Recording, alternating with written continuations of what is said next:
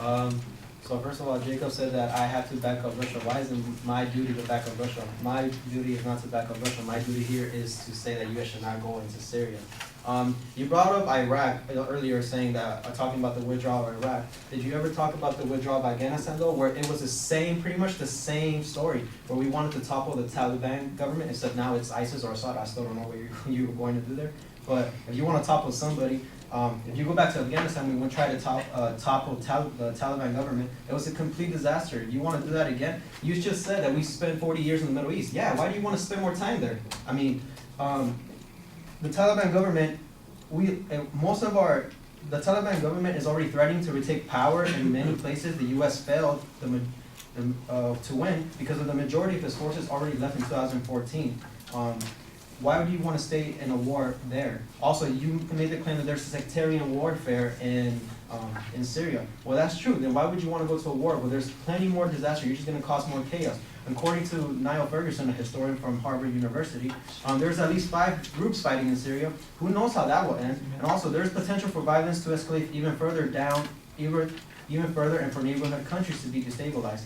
The U.S. could have stopped this when it was just a civil war, but now it's a regional war. And honestly, going to war in Syria can leave ultimate costs that the U.S. doesn't seem to be aware of. You also made the claim that Russia, their airstrikes they're not effective. Well, you also made the claim that 80-90% of the Russian bombings are against modern rebels. Doesn't that mean they are effective if 80-90% of them are against the rebels? Also, Jonathan, you made the claim that the majority of people believe we should send troops to Syria.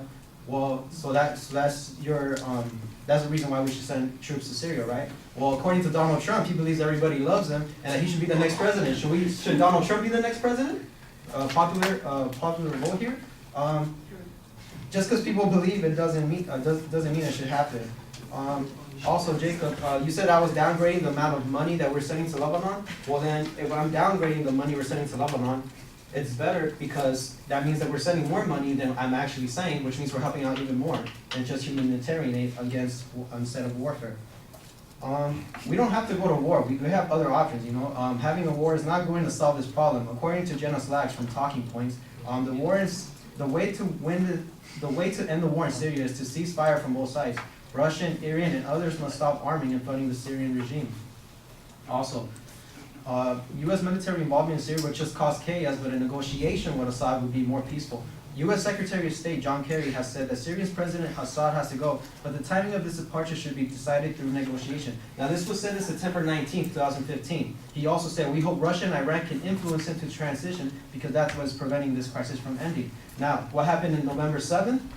Oliver Wright, a political editor, reported that British Prime Minister David Cameron, President Obama, and Russian President Putin have all agreed that Assad would not be accepted as a leader by many Syrians who have suffered under his rule. That means that they know already that Assad is not going to be liked by his people, so they're already contemplating the idea of getting him out of there, not by war, but by transitioning him.